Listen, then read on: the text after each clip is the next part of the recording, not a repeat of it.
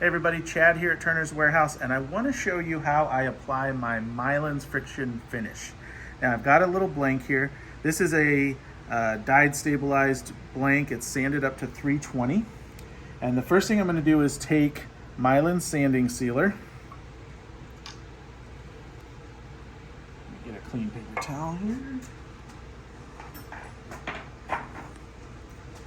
And I would recommend cleaning your lathe, of dust and things.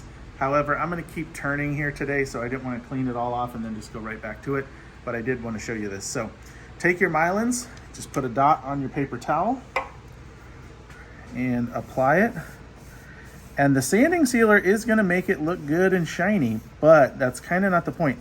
The sanding sealer is to fill in the grain and the gaps.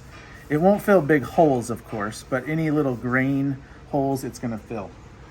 Now, usually here in Arizona, I only have to let this sit for 30 seconds or a minute, maybe 2 minutes max.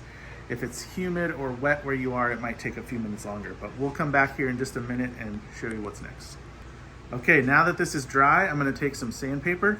I'm going to use 800 because I want it to be really smooth. And I'm just going to sand off, so to speak, the sanding sealer.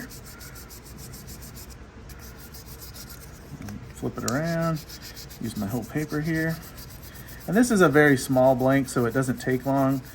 Obviously, if you're doing something bigger, it'll take a little more time.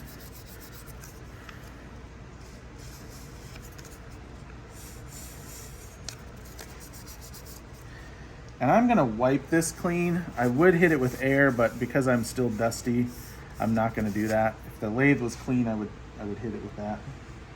Okay, now, Mylands friction finish. I like the small bottle. I refill from my big bottle. Make sure you always shake it up really good before you start.